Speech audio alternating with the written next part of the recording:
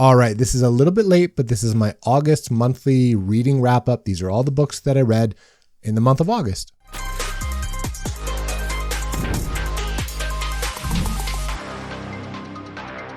What's good, BookTube? Thanks for hanging out with me again today. It's Theo, Rekindled Reader, and I want to tell you about how my month of reading shook out. It was actually one of my best months in terms of quantity. I read a ton of books, more than I usually do.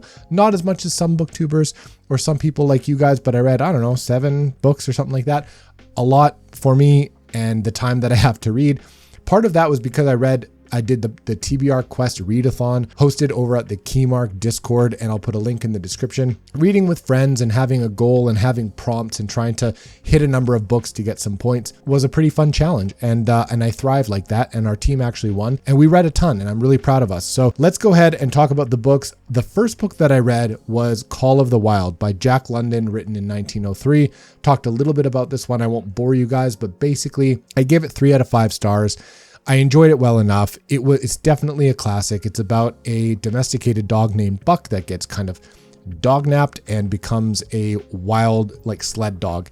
And, he goes through this transition into a more primitive type dog, a more aggressive, more wild dog. And he gets to know that humans are not all equal, and people are different, and people treat animals differently. He encounters a lot of stuff with other animals, with people, that really transform him into a different being. Parts of it were hard to read a little bit if you're triggered by animal stuff, animal abuse and all that stuff. It was a good book. It was just it's a little antiquated, and it was a little tough to read for me a few times. And honestly, it was good. I'm glad I read it. Definitely a classic. I listened to the audiobook and it was well done. Just, it was all right. It was all right. Then I read book number 1 of the Danny Ryan trilogy by Dawn Winslow. This is book number 1 called City on Fire. This is a 1980s mafia crime family drama thriller, police thriller type book. I don't know if that's a genre, but that's what it is. And I had a really good time. It focuses on the main character, Danny Ryan, obviously. And it kind of revolves around the Italians and the Irish. Danny is part of the Irish kind of mafia family, and they run a piece of New York, and I had a really good time with it. I thought it was well done. The pacing was good. It jumps time a little bit near the end of the book and flashes forward a few years, and really left me wanting to know what happens with this person, this family, and the fallout of the events that happened in the first book. A lot of violence, definitely in the same realm as Casino and The Godfather and Goodfellas, and people are not spared. Stuff happens. There's violence. People get whacked. It was really good. If you like crime thrillers, if you like mafia movies, if you like the 80s and that aesthetic, really, really fun. I really enjoyed it. Dawn Winslow has really fast-paced, good writing for this type of genre. Apparently, he has some other really good books, other really good series. He's an author that I want to continue to check out because I was really impressed with that one. And they're short enough, and I have the audio for the other 2. I did this one kind of 50-50. I picked up the audiobooks for the other 2 in the trilogy, and they're not long. I'm going to try to fit them in whenever I can, whenever I need something a little bit, different. I gave City on Fire, the first book in this trilogy, a 4 out of 5 star rating. I rounded it up from 3.5 in Goodreads. It probably could just be a 4 out of 5. I had a really good time with it. Some of the characters, side characters, felt a little bit flat. I believe that they're either going to be important in the story, or for the characters that were important in the story but still side characters, they felt more flat than I would have liked. It's also a little hard to keep some of them separate. He has an affinity, the author has an affinity for P names like Peter, Polly, Pat, Pam, Pasco. These are all names in the book, and whatever. It's a thing. It's a style thing, and it was just a little bit hard to keep track, but I liked it. Gritty atmosphere, realistic dialogue. Like I said, violence, fast-paced, thrilling type book, and it flew by. So I would recommend that to a lot of people. I also read in the month of August, ACOTAR, A Court of Thorns and Roses. And I read this one with Madison Goodyear, Sarah J. Maas. I gave this one like a 2.5. I rounded it up to 3.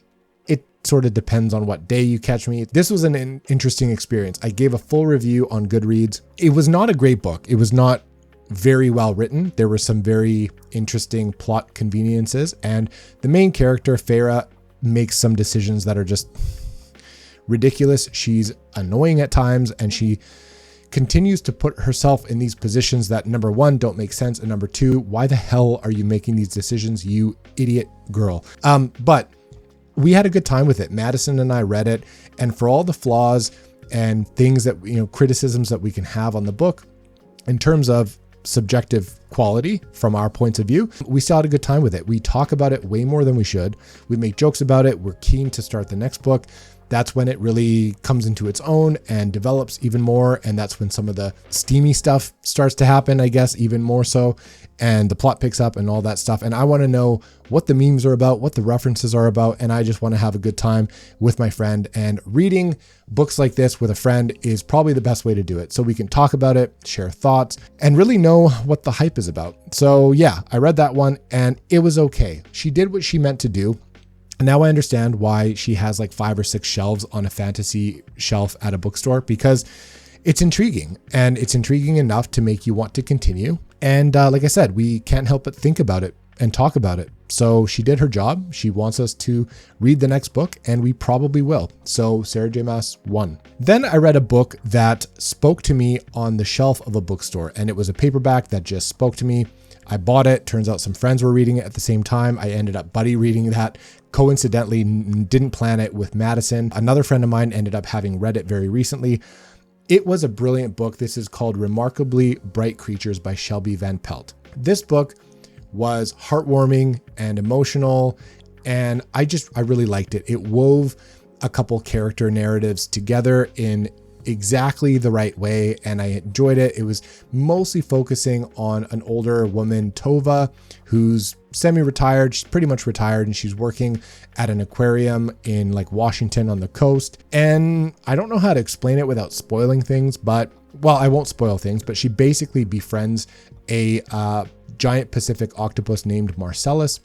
He's in captivity there. Part of the fun of this book and the charm and the, just the heart that this book has is one of the points of view is Marcellus, the octopus, and you're in his head. He's a very bright, smart animal, and you get to know a little bit about octopi and why they're so smart and how they're so smart. And so it's not weird that Marcellus is giving you this insight into what he's observing through the glass. It was really well done. And if you like Frederick Bachman, if you liked A Man Called Ove, this is in the same vein. At least Tova's character has a lot of Uwe vibes and a lot of Bachman vibes in terms of the writing.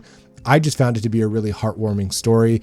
Tova has lost her son. It follows a couple other characters as well.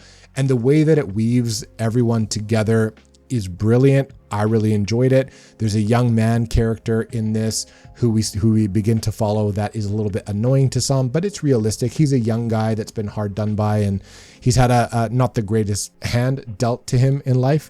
I liked it. I liked the characters. Every time Marcellus was on the page, I loved it. And again, I fell in love with this book, and anything she writes, I will read probably. Definitely her next book. This was her debut, and it was impressive. And to be honest, it is getting a adaptation. Surprise, surprise. It was so well received. A lot of people love this book. I gave it 5 stars. What I believe it was my only 5-star that month, maybe. Let's go through the rest and see how it shakes out. But pretty sure that was my only 5-star read. And I'll put up maybe a screenshot of what the adaptation, and I can't remember the actress's name. It escapes me, but you'll know her by her face and you'll recognize it. And yeah, if you are interested in Bachman and this type of book, if you want something like a palate cleanser, a little bit shorter, something kind of emotional, I definitely teared up at the end, something a little bit out of the ordinary. This particular book was out of my comfort zone, and I'm really happy that I gave it a shot. Give it a shot. The audiobook is also exceptionally well done. I then read The Legend of Blackjack by A.R. Witham, Andy Witham, who runs the Keymark Discord. He's an indie author, really nice guy, pillar in the community, in the BookTube community. And I really wanted to try his book, and I liked it. It was I gave it 3.5 stars out of 5. I believe I rounded it up to 4 on Goodreads. I had a good time with it. It was entertaining, high fantasy, sort of portal adventure fantasy, straddling the lines between, let's say, middle grade and adult fantasy. It does it in a brilliant way. It's funny and lighthearted at times, but then it's also dark and emotional and leaves a bit of an impact.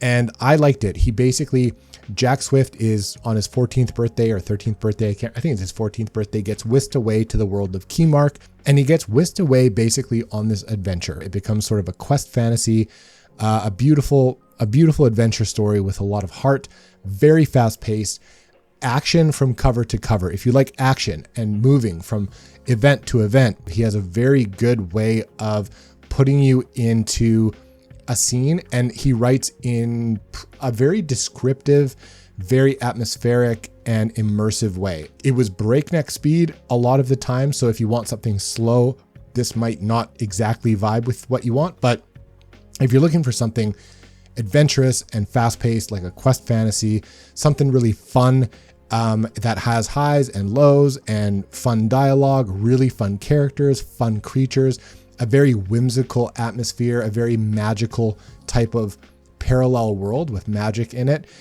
Awesome book. So I really enjoyed it. And again, it fell a little flat in terms of some things.